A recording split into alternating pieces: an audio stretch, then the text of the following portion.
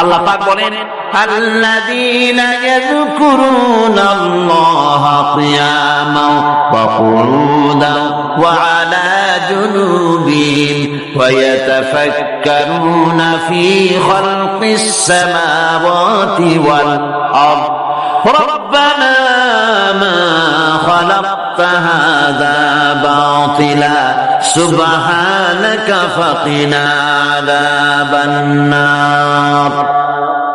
আল্লাযীনা ইয়াযকুরুনাল্লাহা কিয়ামান ওয়া কুউদান ওয়া আলা জুনুবিহিম, যারা দাঁড়িয়ে বসে শুয়ে এক কথায় সর্বাবস্থায় যারা আল্লাহ পাককে স্মরণ করে, তার আকাশ এবং জমিন সৃষ্টির ব্যাপারে চিন্তা ভাবনা করে, রাত এবং দিনের পরিবর্তনের চিন্তা করে, তার সৃষ্টি নৈপুণ্যতা নিয়ে যারা গবেষণা করে, তারাই হচ্ছে আল্লাহ পাকের খাঁটি বান্দা, একজন সত্যানুসন্ধানী। চোখের সামনে যখন নিখিল বিশ্বের পরমাণু থেকে শুরু করে সূর্য, চন্দ্র, গ্রহ, নক্ষত্র, বিশাল আকাশ পর্যন্ত, গাছপালা, তরুলতা, সমুদ্র, মহাসমুদ্র, পশু পক্ষী ইত্যাদি যখন তার নজরে পড়ে, তখন একজন সত্যের অনুসারী ব্যক্তি, একজন সত্যের অনুসন্ধানী ব্যক্তি, তার মুখ থেকে বেসাক্তা স্বতঃস্ফূর্তভাবে নিজের অজান্তে মুখ থেকে যে শব্দটা বেরোয়, সে শব্দটা হচ্ছে আলহামদুলিল্লাহি রাব্বিল আলামিন। সমস্ত প্রশংসা হচ্ছে ওই আল্লাহ পাকের, যিনি এগুলিকে সৃষ্টি করেছেন। আর তিনি কোনো কিছু কি বেকার সৃষ্টি করেন নাই, খামোখা সৃষ্টি করেন নাই। প্রত্যেকটির পেছনে রয়েছে বিরাট বিরাট উদ্দেশ্য।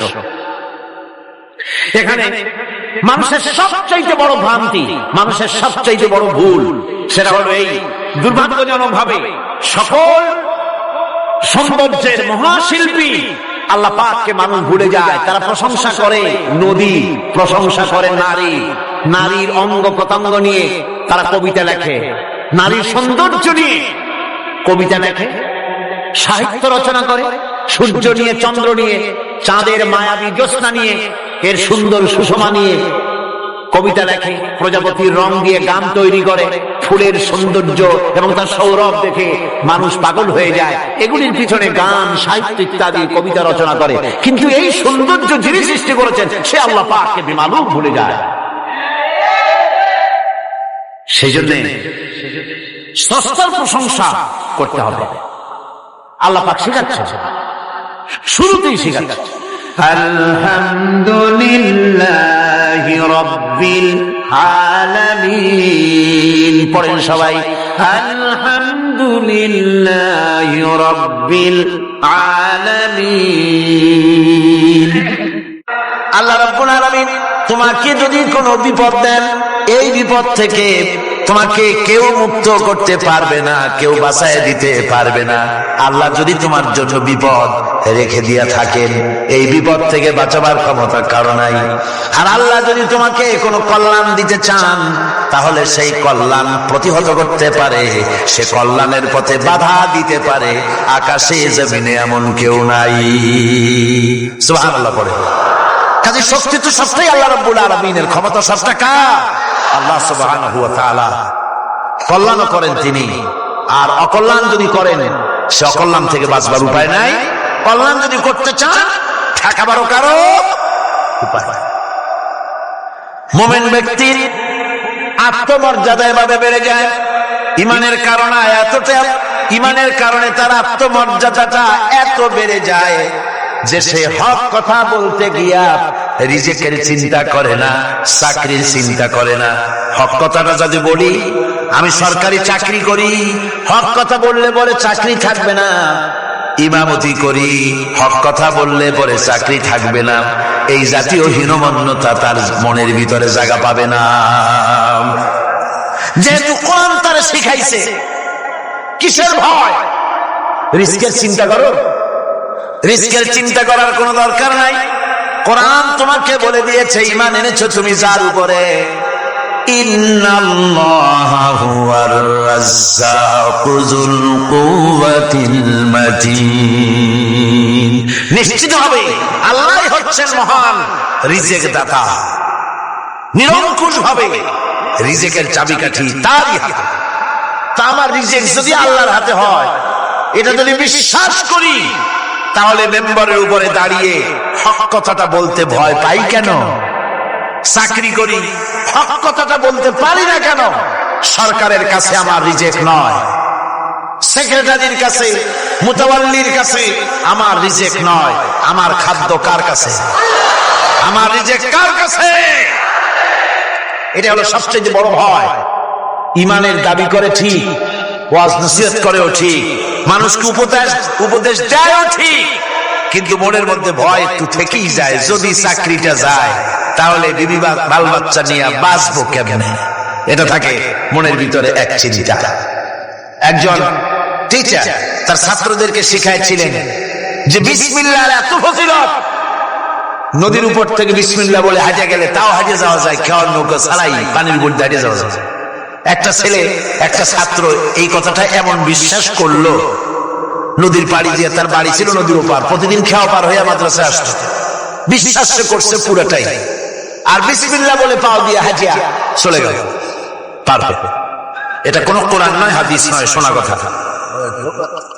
তারপরে একদিন তার মা তাকে বলেছে, তোমার হুজুরকে একটু দাওয়াত দাও আমাদের বাড়িতে। হুজুরের দাওয়াত দিছে, মিলাদের দাওয়াত শুনে হুজুর তো খুব খুশি। তারপরে ছাত্রের সঙ্গে রওনা হয়েছে। নদীর ঘাটে এসে দেখে যে নৌকা নাই। আরে বাবা, নৌকা নাই, পার হবো কেমনে? হুজুর কোন কি নৌকার দরকারটা কি? আপনি না বলছেন বিসমিল্লাহ বলে হেঁটে যাওয়া যায়। আমি তো ওইটা শোনার পর আমি প্রত্যেকদিন তো এই কাম করিয়ে আসি, নৌকা টুকু লাগে। আসেন না আমার সাথে। ছেলে বিসমিল্লাহ বলে হাঁটা আরম্ভ করছে পানির উপর দিয়া। ওস্তাদ চিন্তা করতেছে, আমি তো শুধু ওয়াজি করছি, আমল তো করি নাই, কি না কি হয় আল্লাহই জানে। পাজামা হাঁটু পর্যন্ত টানিয়া তারপরে বিসমিল্লাহ কয়ে পা দিছে, আর এক ছোটে সুবনি খাইয়া ভিতরে চলে গেছে। সুতরাং মুখ দিয়া বললে হবে না, বিশ্বাস করতে হবে, ইয়াকিন রাখতে হবে রিজিকের মালিক আল্লাহ। হক কথা কাউকে ছেড়ে দেব না, এটা বলবোই, তাতে আমার চাকরি থাকুক আর চাকরি যাক। এর নাম হলো আত্মমর্যাদা। এর নাম কি? আত্মমর্যাদা। নইলে আপনি মসজিদের ইমাম, আর দুর্ভাগ্যজনক সত্য, মসজিদের ইমামগুলি অধিকাংশ ক্ষেত্রে এমন সব সেক্রেটারি, মুতাওয়াল্লি হয় যারা ইসলামী আদর্শকে বিশ্বাসী করে না। কথাটা ঠিক কিনা? ধর্মনিরপেক্ষতাবাদী, কিন্তু মসজিদের সেক্রেটারি, মাদ্রাসার সেক্রেটারি, ঈদগাহের সেক্রেটারি। কারণ মুসল্লিরা ভাবে ওনার পয়সা বেশি, ওনারই নেতা বানানো উচিত। অথচ কোরআন নিষেধ করেছে এমন কোন লোক মসজিদের মুতাওয়াল্লি সেক্রেটারি হতে পারে না যে ব্যক্তি আল্লাহর পথে পরিচালিত নয়, যে আল্লাহকে মানুষের চাইতে বেশি ভয় না করে, যে ব্যক্তির ভিতরে দ্বীন নাই, ঈমান নাই, ইসলামী আদর্শ নাই, শুধু পয়সার বিনিময় সেক্রেটারি, মেম্বার, মুতাওয়াল্লি হয়ে বসে আছে, আর ইমাম ভয়ের স্বরে কথা বলে না। আছেন এমন? আচ্ছা, হক কথা। মাদ্রাসা, মসজিদ, ওয়াজ মাহফিল, চাকরির জায়গা, কোর্টে, কাছারিতে, আদালতে, সর্বত্র মুমিন ব্যক্তি বলতে পারবে তখন যখন ঈমান বিল্লাহ পোক্ত হবে। আল্লাহর প্রতি ঈমানটা যখন পোক্ত হবে, তখন সে বুঝবে এ চাকরি আমার পায়ের গোলাম। এখানে যদি আমার চাকরি না থাকে, অন্য জায়গা থেকে রিস্কের ব্যবস্থা আল্লাহ পাক আমাকে করে দিবেন। এটাই হচ্ছে ঈমান বিল্লাহর প্রথম উপকারিতা। পয়লা নম্বরের উপকারিতা, মানুষকে পার্সোনালিটি সৃষ্টি হয়ে যায়, তার মধ্যে শক্তি আসে, ঈমানি মজবুতি আসে, তার মধ্যে শখসিয়ত আসে, তার মধ্যে ব্যক্তিত্ব আসে, আত্মমর্যাদা আসে, আত্মসম্ভ্রম সৃষ্টি হয়। এটা হলো পয়লা নম্বরের উপকার। ঈমান আনার জন্য, আল্লাহর প্রতি মানুষ ঈমান আনলে পরে 2 নম্বরে যে উপকারটা হয় সেটা হলো মানুষের ভিতর থেকে অহংকার দূর হয়ে যায়। অহংকার থাকে না। যে ব্যক্তি ঈমান বিল্লাহ যার ভিতরে ঢুকে যায়, আল্লাহর ঈমান পরিপূর্ণ রূপে এসে যদি যায়, তাহলে তার ভিতরে অহংকার থাকে না। কেন থাকে না? অহংকার থাকে না এই জন্য, যেহেতু মুমিন ব্যক্তি জানেন আল্লাহ রাব্বুল আলামিন জানে, আল্লাহ রাব্বুল আলামিনের সামনে বান্দা জানে, কথা বুঝতে পারে, কোরআন পড়ে জানে যে আমি আল্লাহর সামনে সম্পূর্ণ অসহায়। অসহায় যে যার কিচ্ছু নাই সে কি অহংকার করতে পারে? অর্থ নাই, বিত্ত নাই, কিছু নাই, সে কি অহংকার করে? অহংকার কারা করে? অহংকার করে যাদের অর্থ আছে, বিত্ত আছে, শিক্ষা আছে, বিদ্যা আছে, স্বাস্থ্য আছে, জমি আছে, জমা আছে, বাড়ি আছে, কল আছে, কারখানা আছে, গাড়ি আছে, এরাই না অহংকার করে। কিন্তু ঈমান বিল্লাহ যখন আসি তখন সে বুঝতে পারে আমার শক্তি কোন শক্তি নয়। ওয়া হুয়াল কাহিরু ফাওকা ইবাদি। সমস্ত আল্লাহ রাব্বুল আলামিন বলছেন সমস্ত বান্দার উপরে কর্তৃত্ব হচ্ছে আল্লাহ পাকের। আল্লাহর কর্তৃত্ব থেকে বেরিয়ে আসার ক্ষমতা কারো নাই। সবচাইতে শ্রেষ্ঠ শক্তি কার? আল্লাহ। ওই আল্লাহ রাব্বুল আলামিন বলেছেন, চ্যালেঞ্জ করেছেন, যদি সম্ভব করতে পারো, অহংকার করতেছো, বড়াই করতেছো, যদি সম্ভব করতে পারো আমার জমিন থেকে বেরিয়ে যাও। যদি সম্ভব করতে পারো, অহংকার তো খুব করো, বাস করো আমার জমিনের উপরে, খাও আমার ফসল, জীবন আমি দিলাম, চক্ষু আমি দিলাম, আমার চোখ দিয়ে দেখো, আমার দেওয়া কান দিয়ে শোনো, আমার দেওয়া বিবেক দিয়ে চিন্তা করো, সব তো আমি দিয়েছি, তারপরেও যদি অহংকার করো। ইয়া মাশারাল জিন্নি ওয়াল ইনসি ইন ইসতাতাতুম আন তানফুযু মিন আকতারিস সামাওয়াতি ওয়াল আরদ ফানফুযু লা তানফুযুনা ইল্লা বিসুলতান। হে পৃথিবীর মানুষেরা, হে পৃথিবীর জিনেরা, ইয়া মাশারাল জিন ওয়াল ইনস, হে পৃথিবীর মানুষ, মনুষ্য জাতি এবং জিন, যদি সম্ভব করতে পারো তাহলে আমার ইহাতা থেকে, আমার জমিন থেকে, আমার জমিনের উপর থেকে বেরিয়ে যাও। এমন দেশে যাও যেখানে আমার সূর্য নাই, যেখানে আমার চন্দ্র নাই, যেখানে আমার আলো নাই, যেখানে আমার বাতাস নাই, অক্সিজেন নাই, আমার পানি নাই, এমন কোন জায়গা যদি পাও বেরিয়ে চলে যাও। যাও, যাবে? আর যারা জবাব দিলেন না তারা পারবেন বুঝি? যাওয়া যাবে। আল্লাহ পাক বলছেন ফানফুযু লা তানফুযুনা ইল্লা বিসুলতান। আমার রাজত্ব থেকে, আমার ইহাতা থেকে, আমার পরিমণ্ডল থেকে, আমার কর্তৃত্ব থেকে বেরিয়ে যাওয়ার কোনো পথ নাই। কেউ বেরিয়ে যেতে পারবে না। আকাশ দিয়ে, জমিন দিয়ে পরিবেষ্টন করে রেখেছি, পালাবার উপায় নাই, ভাগবার জায়গা নাই। এই কথা মুমিন যখন পড়ে আস্তে করে মাথা নিচু হয়ে আসে, আমি কত দুর্বল আমার মহান আল্লাহর সামনে। সুবহানাল্লাহ। এই জন্য আমি বলি, কিসের বড়াই করবেন? কিসের বড়াই? বিদ্যার বড়াই। কতটা বিদ্যা অর্জন করেছেন, কতটুকু শিখেছেন? আপনার থেকে আরো অনেক শিক্ষাবিদ রয়েছেন, আবার তার থেকে আরো অনেক শিক্ষাবিদ রয়েছেন, কতটুকু শিখেছেন? এখনো ছাত্র অনেক কিছু আছে যা আপনি আজও জানতে পারেন নাই। সারা জীবন আমরা তালিবে ইলম, সারা জীবন আমরা ছাত্র। মুহাদ্দিস হন, মুফাসসির হন, প্রফেসর হন, প্রিন্সিপাল হন, যেই হন না কেন, চিকিৎসাবিদ, চিকিৎসা বিজ্ঞানী, রাষ্ট্রবিজ্ঞানী, দার্শনিক, যেই হোক না কেন, সব ছাত্র। সব কি ছাত্র?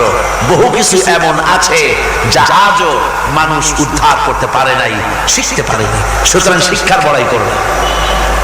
এরপরে অর্থের বড়াই করবা। কয়টা টাকার মালিক হয়েছে তুমি? টাকার বড়াই করে মানুষ। জিজ্ঞাসা করা হয়, মিয়া সাহেব রোজা রাখেন না কেন? কয় রোজা রাখবো, চাউলের অভাব আছে নাকি? না দানের অভাব আছে, না টাকার অভাব আছে। নাউযুবিল্লাহ। কত টাকা হয়েছে? আল্লাহ রাব্বুল আলামিন যদি ইচ্ছা করেন এমন রোগ দিয়া দিতে পারেন, হার্টের ভিতরে ক্যান্সার দিয়ে দিতে পারেন, ব্রেনের ভিতরে টিউমার দিয়ে দিতে পারেন, রক্তের ভিতরে ক্যান্সার দিয়ে দিতে পারেন, হাড়ের ভিতরে ক্যান্সার ঢুকায় দিতে পারেন। এমন রোগ হয়ে যেতে পারে ডাক্তারের 14 গোষ্ঠী গুলে খেলেও রোগ ভালো হবে না। সারা জীবন যত টাকা কামাই করেছেন গোষ্ঠী বেচতেও ঔষধের পয়সা হবে না। পারবে কিনা আমার আল্লাহ? জোরে বলেন পারবেন কিনা? পারবেন, প্রচন্ড ক্ষমতা। কাজী বাংলা যখন এগুলি পড়ে মাথাটা নিচু হয়ে আসে যে ক্ষমতা তো তার, বড়াই করার কোনো উপায় নাই। আমরা কিতাবের মধ্যে পড়েছিলাম, সেই আল মুস্তাতরফ একটা কিতাব ছিল, আলেমে পড়ানো হতো। মৌলানা শামসুদ্দিন সাহেব পড়েছেন নিশ্চয়ই? জি, ওলামারা পড়েছে। সেই কিতাবে আলেম ক্লাসে পড়ানো হতো তখন আমাদেরকে একটা আরবি সাহিত্য। ওই আরবি সাহিত্যের ভিতরে পড়েছিলাম, সেখানে এক জমিদার বিবাহ করছে, তারপরে তার নবপরিণীতা স্ত্রীকে নিয়ে খেতে বসেছে। এমন সময় এক ভিক্ষুক এসেছে। জমিদার রাগ হয়ে দরজার কাছে দিয়ে বেচারাকে ধমক দিয়ে বের করে দিয়েছে, ভিক্ষা নেওয়ার আর তুমি সময় পাও না, আমি বিয়ে করেছি, নতুন বউ নিয়ে খাইতে বসছি, গলায় ধাক্কা দিয়া ফালাইয়া তারপরে তাড়াই দিয়েছে। বাস কয়েক বছর পর এই জমিদারের জমিদারি গেল, টাকা গেল, পয়সা গেল, সব শেষ। বউ পুষবে এমন পয়সাও নাই, বউ তার থেকে বিচ্ছিন্ন হয়ে গেল, বউকে তালাক দিয়ে দিল। দীর্ঘদিন পর এই স্ত্রী বিবাহের একটা প্রস্তাব এলো আর এক জমিদারের সাথে, আর এক এলাকার নতুন এক জমিদার হয়েছে, তার সঙ্গে বিবাহের প্রস্তাব এলো। এরপরে সেই বিয়ে হয়ে যাওয়ার পর নতুন জমিদারের সাথে এই স্ত্রী বসে খানা খেতে বসেছে প্রথম দিন। এমন সময় দরজার কাছে এক ভিখারি এসে হাজির। নতুন জমিদার বলছে, বউ আমরা তো খেতে পারবো, আমাদের খাবারের প্লেটটা আজকে প্রথম তোমাকে নিয়ে খেতে বসেছি, এই খাবারের প্লেটটা ধরেই তুমি ভিখারিকে দিয়ে আসো। বউ খাবারের প্লেটটা ভিখারির হাতে দিতে গিয়ে সেন্সলেস হয়ে পড়ে গেছে, বেহুশ হয়ে পড়ে গেছে। নতুন জমিদার অনেকক্ষণ অপেক্ষা করলো, বউ ফেরে না কেন, যায় দেখে বেহুশ। মুসাফির সেখানে দাঁড়ানো। কিছুক্ষণ পর বউয়ের হুশ হলো, জিজ্ঞেস করলো, হয়েছে কি, তুমি এরকম পড়ে গেল কেন?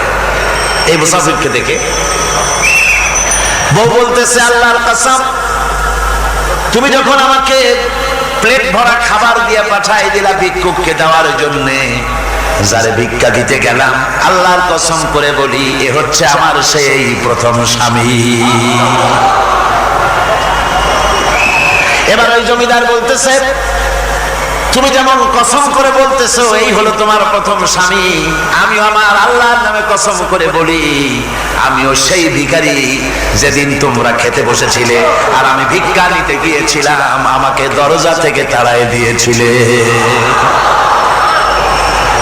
সুতরাং বড়াই করো না, অর্থে টাকার বড়াই করো না, অহংকার করো না, স্বাস্থ্যের বড়াই করো না, স্বাস্থ্য ভালো, অহংকার করো না। আল্লাহ যদি ইচ্ছে করেন এক রাত্রের মধ্যে মাত্র আধা ঘন্টা 15 মিনিটের ভিতরে কয়েকবার পাতলা দাস্ত দিয়া জনমের মতো শেষ করে দিতে পারেন, পারেন কিনা? সুতরাং মানুষ ঈমান বিল্লাহ, আল্লাহর প্রতি ঈমান মানুষকে এভাবে বিনয়ী করে দেয়। আলহামদুলিল্লাহ, অহংকার বলে কিচ্ছু থাকে না। তা সে আগে সালাম দেয়। ঈমান বিল্লাহ, যার মধ্যে ঈমান, আল্লাহর ঈমান ঢুকে যায়, তার আগে কেউ সালাম দিতে পারে না। রাসূলুল্লাহ বলেছেন, যে ব্যক্তি আগে সালাম দেয় সে অহংকার মুক্ত। জয় বল সুবহানাল্লাহ। এখন তো সালাম শুধু পেতে চায়। দারোগা চিন্তা করে, পুলিশের আমারে সালাম দেবে, আমি ওরে সালাম দিতে যাবো কেন? ও প্রত্যেকদিন আমারে দেয় স্যালুট, আমি দেবো ওরে সালাম, একটা কথা। এসপি মনে করে ইন্সপেক্টর আমারে সালাম দিবে, আইজি মনে করে এসপি আমারে সালাম দিবে, প্রেসিডেন্ট মনে করে মন্ত্রীরা আমারে সালাম দিবে, হুজুররা মনে করে মুরিদরা আমারে আগে সালাম দিবে। না, এটা সুন্নাতের খেলাফ। রাসূলুল্লাহর আগে কেউ সালাম দিতে পারে নাই। জোরে কোন সুবহানাল্লাহ। আগে সালাম দাও।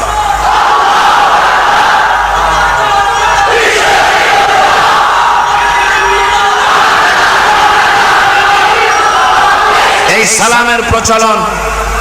সালামের প্রচলন মুসলমানদের মধ্যে বেশি বেশি হওয়া উচিত। আপনারা সালামের প্রচলন চালু করে দিবেন, বেশি করে চালু করবেন। বউরে সালাম দিবেন, বউ আপনাকে দেবে। ঘরের মধ্যে ঢুকবেন, ঢুকেই বলবেন আসসালামু আলাইকুম ওয়া রাহমাতুল্লাহি ওয়া বারাকাতুহু। বাইরে থেকে গেছেন, ঘরে ঢুকেই প্রথম সালাম দেন, বউ সালামের জবাব দেবে, বউ আপনাকে দেবে। বাচ্চাদের সালাম দেন, বাচ্চারা আপনাকে দিবে। এরকম সালামের প্রচলন চালু করেন। রাসূলুল্লাহ বলেছেন, মানে একটা গাছের আড়ালে এই সালাম হলো, লোকটা গাছের আড়ালে চলে গেছে, আবার দেখা হয়েছে, আবার সালাম দেন। এখন এই সালাম কমে গেছে, এখন সালামের পরিবর্তে অনেক কিছু হয়েছে। সালাম দেয়, তার জবাবও দেয় না। যদি বলে কেউ গরিব মানুষ সালাম দিয়েছে বড় লোক করে, আসসালামু আলাইকুম, ওয়ালাইকুম আসসালাম বলতে চায় না, একটু মাথা নাড়ে। তারপরে জিজ্ঞেস করে, স্যার কেমন আছেন? এই যাচ্ছে, কেটে যাচ্ছে। কি কেটে যাচ্ছে? তোমার কল্লা? আলহামদুলিল্লাহ বলতে পারো না? অধিকাংশ ক্ষেত্রে যদি জিজ্ঞেস করেন কেমন আছেন, এই যাচ্ছে, কেটে যাচ্ছে। আপনার যত অসুখ হোক আগে বলেন আলহামদুলিল্লাহ, তারপরে অসুখের কথা বলেন। আপনার যদি কোনো অসুবিধা থাকে আগে আলহামদুলিল্লাহ কন, তারপরে অসুখের কথা কন। হযরত সুফিয়ান সাউরি রাহমাতুল্লাহ আলাইহি আল্লাহর একজন জবরদস্ত ওলি ছিলেন। একবার তার সামনে এক মুরিদ এসেছে, মাথায় একটা বড় রুমাল খিসা বাঁধা। জিজ্ঞেস করলেন, মিয়া তোমার এই মাথাটা এরকম বাঁধা কেন? কয় যে হুজুর মাথার যন্ত্রণায় অস্থির হয়ে গেছি, সেই জন্য মাথাটা বাঁধে রাখছি। এরকম ব্যথা কয়দিন হয়েছে? কয়দিন? না সবসময় হয় না, বছরে 2-1 বার হইলেও পারে, না হইলেও পারে। বলে বছরে 2-1 বার মাথা ব্যথা হয়, সেই ব্যথাটা দড়ি দিয়া বান্ধা মানুষকে দেখাইলে যে আমার ব্যথা হয়েছে, অসুবিধাটা দেখালে। আর যতদিন ভালো ছিলে ওইটার প্রমাণ স্বরূপ মাথায় কি বান্ধা মানুষকে দেখাইছে। সুতরাং শুকরিয়া আদায় করো সব সময়, আলহামদুলিল্লাহ আলা কুল্লি হাল। সব অবস্থা আমি ভালো আছি, আমার থেকে আরো অনেক খারাপ আছে। সুতরাং সালামের প্রচলন তারাই করে বেশি যারা বিনয়ী হয়। অহংকার যাদের মধ্যে জায়গা পায় না। অহংকার পাবে কি করে? বান্দা কোরআন থেকে জেনেছে, ওয়াল্লাহুল গানিয়্যু ওয়া আনতুমুল ফুকারা। আল্লাহ রাব্বুল আলামিন বলেন, তোমরা হলে সবাই ফকির, তোমরা হলে সব মুখাপেক্ষী, আর একমাত্র আল্লাহ রাব্বুল আলামিন বেনিয়াজ। আল্লাহই শুধু বেনিয়াজ, আর সব কি মুখাপেক্ষী কার কাছে? আল্লাহর কাছে। এই জন্য বিনয়ী হতে হবে। এই যে জমিনটা বাস করি, জমিনটা কার? চিল্লায় কোন কার?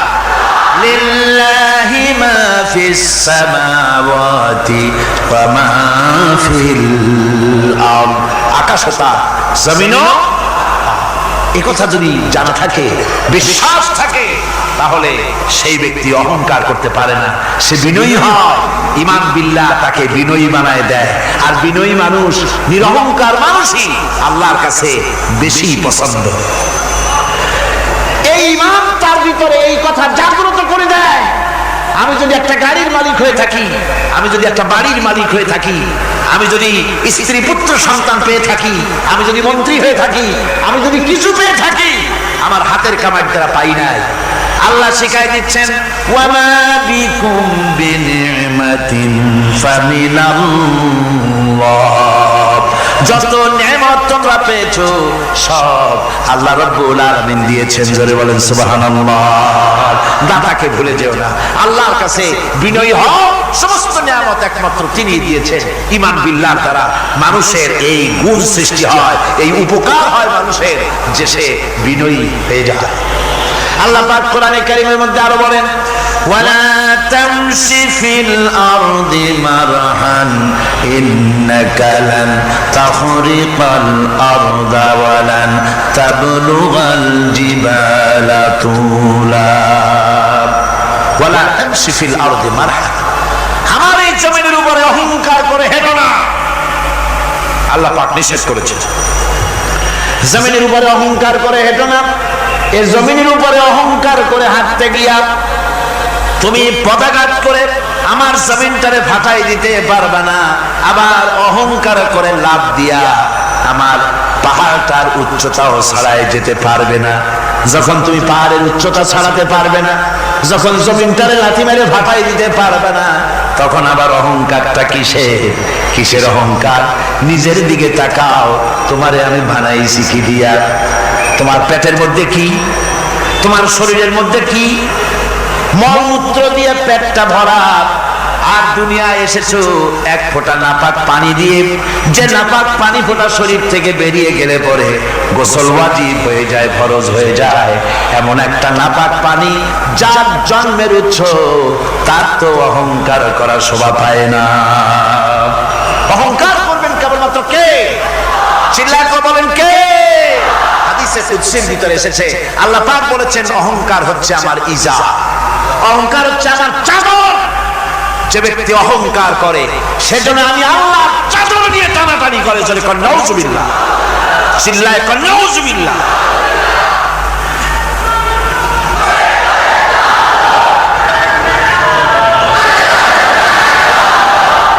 আমার বন্ধুগণ,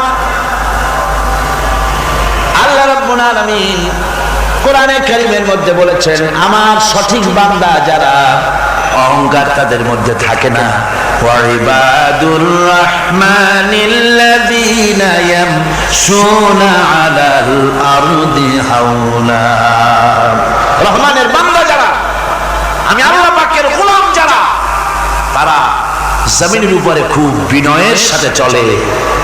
তাদের চলাফেরা দেখলেই বোঝা যায় লোকটা বিনয়ী, আল্লাহর বান্দা। সুবহানাল্লাহ ওয়া বিহামদিহি। কি বলেন? মানুষের চলাফেরা, চাহনি, ওঠা বসা, কথাবার্তা দেখলেই বোঝা যায় না লোকটা কি চরিত্রে? বোঝা যায়। এক পদের মানুষ আছে গম্ভীর হয়ে বসে থাকে, মনে হয় যেন নবজাদা নসরুল্লাহ খানের শালা। নামাজ নাই। কি হয়েছে? মাইক এমনি আজকে আমি নিজেও টের পাচ্ছি, আমি মাইকের আওয়াজ নিজেও পাচ্ছি না। মাইকটা ভালো করে দেন, মাইকের অপারেটর, আর জোরে সোরে একটু জিকির করেন, লা ইলাহা ইল্লাল্লাহ, লা ইলাহা ইল্লাল্লাহ, লা ইলাহা ইল্লাল্লাহ।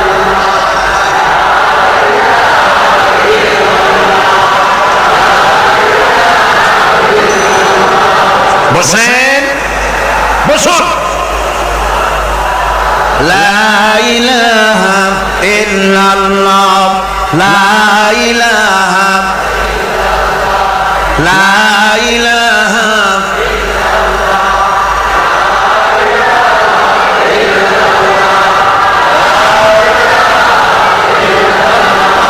লা ইলাহা ইল্লাল্লাহ মুহাম্মাদুর রাসূলুল্লাহ। বন্ধুগণ, আল্লাহর প্রতি ঈমান আনলে পরে যে গুণ সৃষ্টি হয়, যে গুণাবলী সৃষ্টি হয়, সেই গুণের মধ্যে 2 নম্বরের গুণটা আমি বললাম, বিনয় এবং বিনম্রতা সৃষ্টি হয়, অহংকার মুক্ত হয়ে যায়। এটা হলো 2 নম্বরের উপকার। প্রথম নম্বরের উপকার হচ্ছে মর্যাদা সৃষ্টি হয়। 2 নম্বরে কি হয়? অহংকার মুক্ত হয়ে যায়। আল্লাহ রাব্বুল আলামিনের উপর ঈমান আনলে পরে, ঈমান বিল্লাহ যখন এসে যায় ভিতরে, আল্লাহর প্রতি যখন ঈমান পরিপূর্ণতা লাভ করে, তখন তার 3 নম্বরের উপকার যেটা হয় সেটা হলো সে নির্ভীক হয়ে যায়, তার মধ্যে বীরত্বের সৃষ্টি হয়। জোরে বলেন আলহামদুলিল্লাহ। ঈমানদার লোক কোনোদিন কাপুরুষ হয় না। ঈমানদার লোক কাপুরুষ হয় না, বীর পুরুষ হয়। আর পৃথিবীতে কাপুরুষেরা কোনো ইতিহাস সৃষ্টি করতে পারে না। বীর পুরুষ জীবনে মরে একবার, আর কাপুরুষ মরে জীবনে বারবার। পাতিশিয়ালের ডাক শুনে চিতই পড়ে, ট্রাকের টায়ার পাংচার হয়েছে, আওয়াজ শুনে হাত ফেল করে। এই হলো যারা নাকি ঈমানের দিক থেকে দুর্বল, তাদের এই অবস্থা। আর ঈমানদার যারা, তারা বোমার আওয়াজ শুনে পালায় না, বরং আহত সিংহের মতো আওয়াজ যেদিকে হয়েছে সেদিকে ছোটে গিয়ে দেখে তার কোনো ভাই আহত হয়েছে কিনা। এটা হলো ঈমান বিল্লাহর তৃতীয় গুণ, তৃতীয় উপকার। আল্লাহর প্রতি ঈমান আনলে পরে মানুষ নির্ভীক হয়ে যায়। মানুষের সবচাইতে ভয়টা কি কত বলতে পারেন? সবচাইতে বড় ভয় কিসে? মৌতে। অবশ্য কেউ কেউ বড় ভয় বউকেও মনে করে যে বউ হলো সবচাইতে বড় ভয়ের জিনিস। স্ত্রীকে অনেকে মৌতের চাইতেও ভয় মনে করে। একবার নাকি একজন দেশের বাদশাহ তিনি বলছিলেন মন্ত্রীকে যে আমার দেশের লোকেরা সবচাইতে কারে বেশি ভয় করে?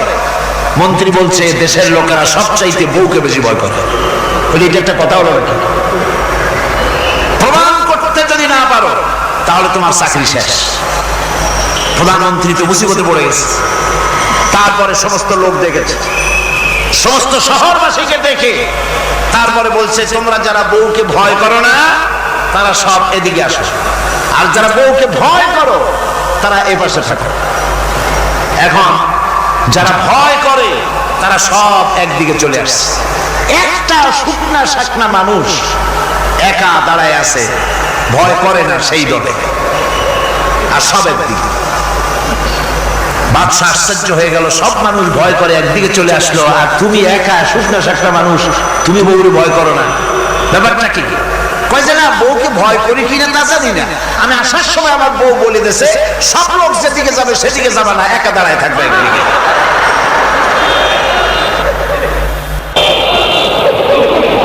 মানুষেরা ভয় করার ব্যাপারে ভয়ের নানান রকমের দিক আছে,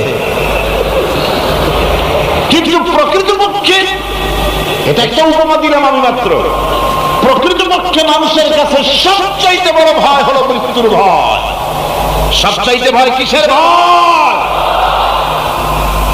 মানুষের ভিতরে যখন ঈমান বিল্লাহ এসে যায়, আল্লাহর প্রতি যখন সে পরিপূর্ণরূপে ঈমান যখন আনে, তখন তার ভিতরে এই চিন্তা আসে মৃত্যু তো আমার হবে, মৃত্যু থেকে পালাবার উপায় নাই। পালাবার উপায় যদি থাকতো তাহলে না হয় অবশ্যই ভয় পেতাম না, কিন্তু মৃত্যু থেকে তো পালাতে পারবো না। তখন কাপুরুষ হবো কেন? তখন তো বীর পুরুষের মতো জীবন দিতে হবে। কিসের মতো দিতে হবে জীবন? আল্লাহ রাব্বুল আলামিন কোরআনে কারীমের মধ্যে বলে রেখেছেন, ঈমানদার লোক আল্লাহরে যে বিশ্বাস করে তার বড় উপকার হলো মওতকে পরোয়া করে না। মওতকে পরোয়া করে না বলে তার পক্ষে সমস্ত কাজ সহজ হয়ে যায়। কোরআন বলতেছে, কুল ইন্নাল মাউতাল্লাযী তাফিরুনা মিনহু ফাইন্নাহু মুলাকীকুম। মরণ তোমার, মরণ থেকে পালাও তুমি, মরণ তোমায় লইবে ঘিরি। মরণ থেকে পালাও তুমি, মরণ তোমায় লইবে ঘিরি। যদিও সুদূর আকাশ পানে লুকাও সেথায় লাগিয়ে সিঁড়ি। হে মহারোগের চিকিৎসক নাই, নাই সে ঔষধ জগতে। খুঁজিয়া কাতর হইলে কি হবে, পারিবে না তারে ফিরাতে। এ মৃত্যু আসবেই, মৃত্যুর হাত থেকে বাঁচবার কোন উপায় যখন নাই, তখন সেই মওত কাপুরুষের মওত কেন হবে? ঈমান এই উপকার করে মানুষকে, বুকটারে বড় বানায় দেয়। মানুষ শুকনা হতে পারে কিন্তু কলিজাটা বিরাট হয়, তা কলিজাটা বড় হয়ে যায়। আল্লাহর ভয় তার মধ্যে আসে। যেহেতু সে জানে, কোরআনে কারীমের মধ্যে আল্লাহ পাক বলেছেন, আইনামা তাকুনু ইউদরিকুমুল মাউতু ওয়ালাউ কুনতুম ফি বুরুজিম মুশাইয়াদা। আল্লাহ পাক বলেন, দুর্ভেদ্য দুর্গের ভিতরে যদি তুমি পালায় থাকো, মৃত্যু সেখানে গিয়া তোমারে খুঁজে বের করবে, এড়াতে পারবে না। একজন তার বাড়িতে কুত্তা দিয়া বাড়ি ভরে ফেলেছে। ঘরে কুত্তা, খাটের নিচে কুত্তা, ড্রয়িং রুমে কুত্তা, বেডরুমে কুত্তা। তার বন্ধু এসে বলে, ভাই তোমার বাড়ি এত কুত্তা কেন? আগে তো তুমি এত কুত্তা পাগল ছিল না, এত কুত্তা পালতেছো কেন? কয় যে ওয়াজ শুনে আসছে। আশ্চর্য কথা, ওয়াজ শুনে তুমি কুত্তা পালা আরম্ভ করলা? কয় যে না, সব কথা শুনে নাও না আগে। বলে কি?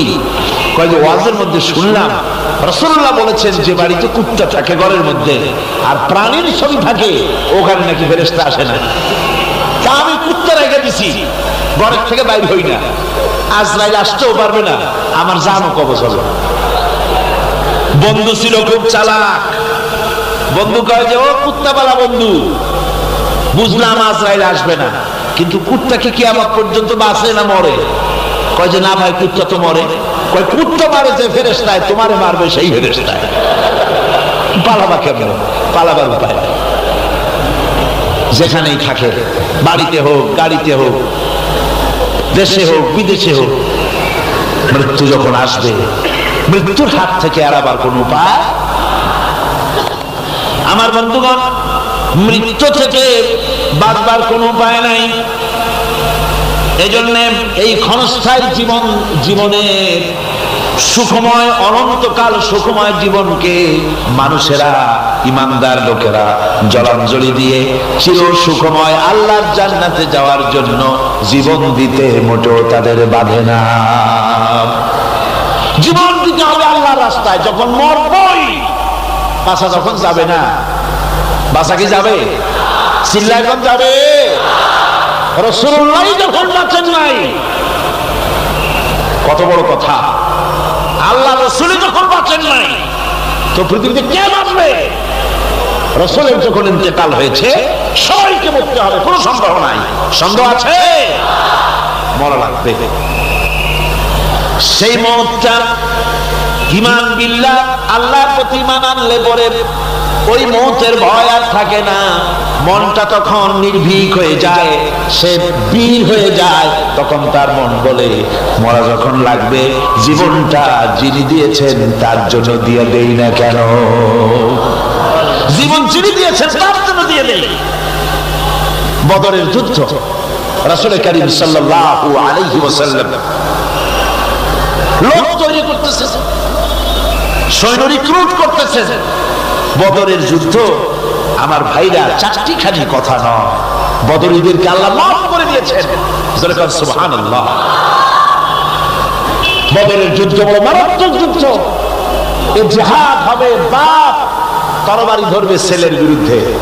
মক্কা থেকে ছেলে আসছে কাফের, ছেলে তরবারি ধরবে বাপের বিরুদ্ধে, মামু ধরবে ভাইয়ের বিরুদ্ধে, ভাই ধরবে ভাইয়ের বিরুদ্ধে।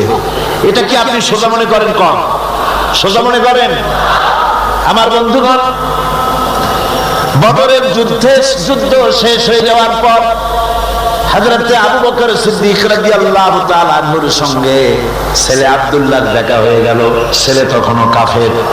ছেলে বলে, বাবাজি, আমার আব্বা আবু বকর বদরের প্রান্তরে, আমি আমার তরবারির সামনে আপনাকে কয়েকবার পেয়েছিলাম, কিন্তু আপনি আমার পিতা বলে আমি কিছুই করতে পারি নাই। হযরত আবু বকর বলেন, আব্দুল্লাহ রে শোনো, আল্লাহর কসম করে বলি, তুমি তো আমার তরবারির সামনে পেয়ে ছেড়ে দিয়েছো, কিন্তু আমি আমার বাবুদের কসম করে বলি, বদরের মাঠে একটি বারও যদি আবু বকরের চোখের সামনে তুমি পড়ে যেতে, আল্লাহর কসম আমার তরবারি তোমারে মাফ করে দিত না। তুমি কাফের, আমি মুসলমান। তোমার সাথে আমার সম্পর্ক পিতা পুত্রের স্নেহের সম্পর্ক হতে পারে তখন যখন আদর্শের প্রশ্ন মিল হবে, নইলে তুমি কাফের, আমি মুমিন। পিতা হিসাবে স্নেহ তোমার যেটা পাওয়া দরকার আমার কাছে, সেই স্নেহ থেকে তুমি বঞ্চিত থাকবে। এই যুদ্ধে সৈন্যদেরকে রিক্রুট করা সোজা ব্যাপার ছিল না। রাসূল সাল্লাল্লাহু আলাইহি ওয়াসাল্লাম সাহাবীদেরকে তৈরি করতেছেন জিহাদের জন্য। কিভাবে কথাটা পারবেন, হুজুর কথা গোছায় বলতেছে। হযরত বর্ষিয়ান সাহাবী হযরত মিকদাদ রাদিয়াল্লাহু তাআলা আনহু হুজুরের অবস্থা বুঝতে পারতেছে। হযরত মিকদাদ দাঁড়িয়ে গেলেন হুজুরকে সাহস দেওয়ার জন্য। হযরত মিকদাদ দাঁড়িয়ে গিয়ে বলছেন, ইমদি বিনা ইয়া রাসূলুল্লাহ হাইসুমা তাশা, আয় হাইসুমা আমারাকাল্লাহ। হে রাসূল, আপনি আমাদের নিয়ে চলুন যেদিকে আপনার খুশি, অর্থাৎ আল্লাহ আপনাকে আমাদেরকে নিয়ে যেদিকে যেতে বলেন সেদিকে নিয়ে যান। ইন্না লা নাকুলু লাকা কামা ক্বালা বনী ইসরাঈল লিমূসা আলাইহিস সালাম ইযহাব আনতা ওয়া রাব্বুকা ফাকাতিলা ইন্না হাহুনা কাঈদুন। আমরা মুসা আলাইহিস সালামের উম্মত না? সুবহানাল্লাহ। হুজুর কি খুশি হচ্ছেন এই বক্তৃতা শুনে, মিকদাদের বক্তৃতা শুনে হুজুর কি খুশি হচ্ছেন। হযরত মিকদাদ বলছেন, হুজুর আমরা মুসা আলাইহিস সালামের উম্মত না। মুসা আলাইহিস সালামের উম্মতেরা বলেছিলেন, হে মুসা তুমি আর আল্লাহ আর জিবরাইল এই তিনজনই গিয়ে ফেরাউনের মোকাবেলা করো, আমরা পারবো না। আমরা এই কথা বলবো না। বল ইযহাব আনতা ওয়া রাব্বুকা ফাকাতিলা ইন্না মাআকুমা মুকাতিলুন। হে রাসূল, বরং আমরা বলি আপনি চলুন আমাদেরকে নিয়ে, আপনার রব আপনাকে যেদিকে যেতে বলে আমাদেরকে নিয়ে চলুন, আমরা আপনার সাথে থেকে কাফেরদের বিরুদ্ধে লড়াই করব, তরবারি চালাবো ততক্ষণ পর্যন্ত মা দামাত আইনু মিন্না তাতাররাফ, যতক্ষণ পর্যন্ত থামো, যতক্ষণ পর্যন্ত চোখের একটা পাতাও নড়ে, যতক্ষণ পর্যন্ত চোখের একটা পলক পড়ে ততক্ষণ পর্যন্ত যুদ্ধ চালাতে থাকবো। অর্থাৎ নাক দেয়া নিঃশ্বাস যতক্ষণ আসে আর যায় আপনার সপক্ষে তরবারিগুলি ঝলসে উঠবে। চলেন আমাদেরকে নিয়ে যেদিকে আপনি যেতে চান। রাসূলুল্লাহ কি যে খুশি হলেন, সুবহানাল্লাহ। আল্লাহর নবী দারুণ খুশি হয়ে গেলেন। নবীজি বললেন, ও সাহাবীরা, তোমাদের মন মানসিকতা যখন এই রকম, তাহলে কুমু বিনা ইলা জান্নাতিন জান্নাতুন আরদুহা কাস সামাওয়াতি ওয়াল আরদ। কুমু বিনা ইলা জান্নাতিন, ওঠো চলো আমার সাথে সেই বেহেশতের দিকে, যেই বেহেশতটা ওই বিশাল আকাশের চাইতে, এই জমিনের চাইতে অনেক অনেক বড়। সেই বেহেশতে যাওয়ার জন্য চলো আমার সাথে, ওঠো দাঁড়াও। ফাহামা উমাইর বিন হামাম ওয়া কানা ইয়াকুলু তামার। হযরত ওমর ছিলেন এক যুবক। দেখেন না এই যে যুবকরা দাঁড়ায় আছে অনেক, এইরকম একজন যুবক দাঁড়িয়ে খোরমা খাচ্ছিলেন। যুবকরা যেমন দাঁড়ায় দাঁড়ায় বাদাম খায়, ছোলা ফেলায় দেয়, ওই রকম দাঁড়িয়ে দাঁড়িয়ে তিনি খোরমা চাবাচ্ছিলেন আর খোরমার বিচিগুলি ফেলায় দিচ্ছিলেন। তিনি বললেন, অকালা বাখবাখ। উমাইর বলছেন, বাখবাখ হলো আঞ্চলিক শব্দ, এর অর্থ হচ্ছে আয় মা আযমাহু ওয়া মা আহসানাহু। হে রাসূল, কি সুন্দর কথা আপনি বললেন, কি বড় কথা আপনি বললেন। আপনার সঙ্গে জিহাদে গেলে, শহীদ হলে এমন জান্নাত পাবো যে জান্নাতটা হবে ওই আকাশের চাইতে অনেক বড়। ওয়াল্লাহি, আল্লাহর কসম, হাত্তা কুলাহুন্না ইন্নাহা লাহায়াতান তাবিলা। আমি যদি এই সমস্ত খোরমাগুলি খেতে যাই, তাহলে আমার হাতে যতগুলি খোরমা আছে এই সবগুলি খোরমা যদি খেতে যাই, তাহলে তো বেহেশতে যেতে দেরি হয়ে যাবে। হাতের সবগুলি খোরমা নিক্ষেপ করে ভেঙে দিয়ে জিহাদের ময়দানে ঝাঁপায় ফেলবে। আমার বন্ধুগণ, জিহাদের ময়দানে ঝাঁপায় পড়ে হযরত ওমর লড়তে লড়তে নিজে ওমর হযরত ওমরের শাহাদাত বরণ করলেন। তিনি শহীদ হয়ে গেলেন।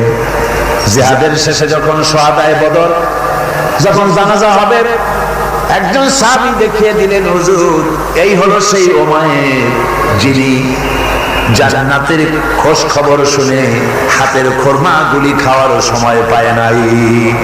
খোরমাগুলি সব খাইতে গেলে জান্নাতে যেতে দেরি হয়ে যাবে, এই জন্য খোরমা ফেলে দিয়ে জিহাদে অংশগ্রহণ করেছিল। এই হলো সেই ওমরের লাশ। আল্লাহর নবী হযরত ওমরের দিকে আঙ্গুল দিয়া বললেন, ওমর, যেই জান্নাতের জন্য খোরমা খাওয়ার তর তোমার সয় নাই, তাড়াতাড়ি করে এসে শহীদ হয়েছো।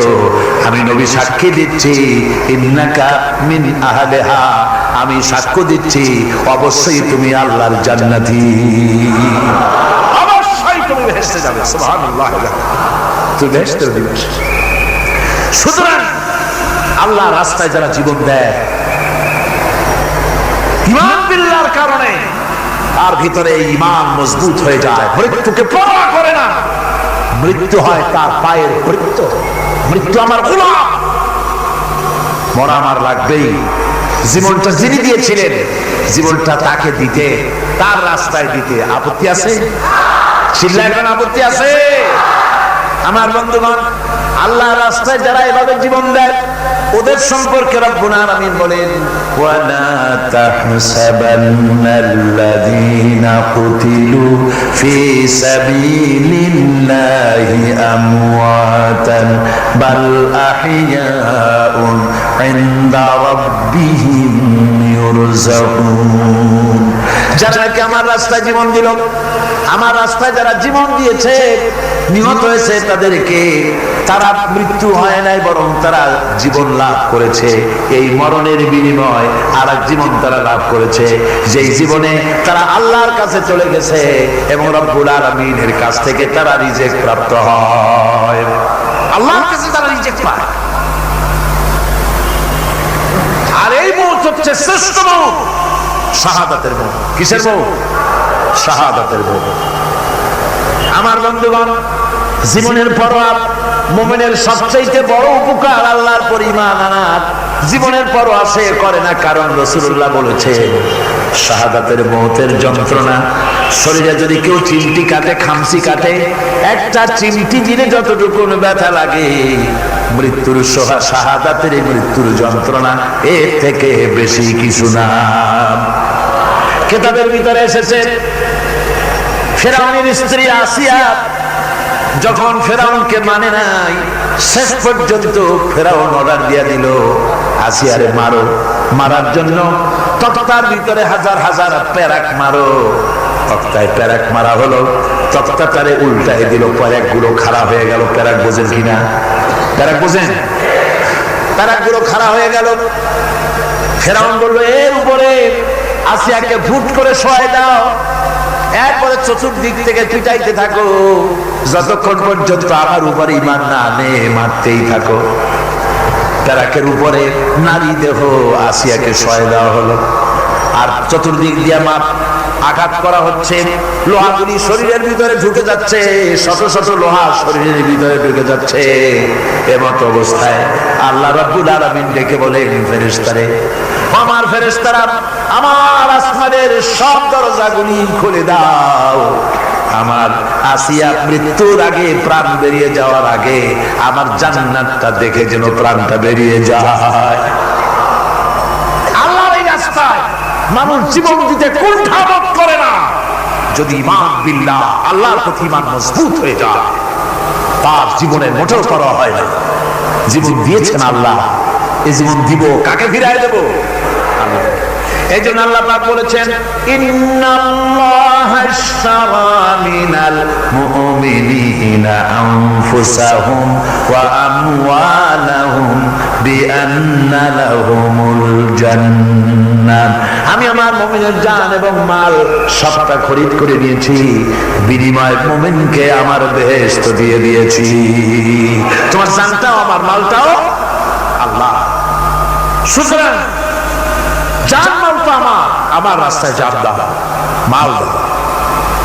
মুমিনের এই শক্তি বাড়ে, মুমিনের ভিতরে এই ঈমান সৃষ্টি হয় আল্লাহর প্রতি ঈমানের কারণে।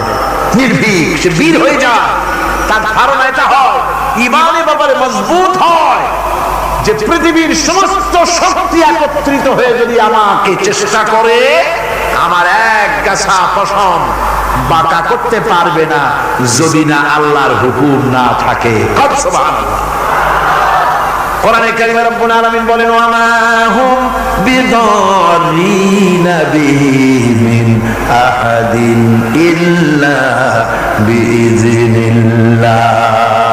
আল্লাহ রাব্বুল আলামিনের সুস্পষ্ট কথা হলো এই যে আল্লাহর বিনা অনুমতিতে কেউ তোমার কোনো ক্ষতি করতে পারবে না। জোরে কোন সুবহানাল্লাহ। কেউ ক্ষতি করতে পারবে না। আবার অনেকে বলে অমুকের অকাল মৃত্যু হয়েছে, বলে না? বলে কিনা অকাল মৃত্যু হয়েছিল? বাজে কথা। কিসের অকাল মৃত্যু? কালই মরছে, হায়াত ওখানেই শেষ।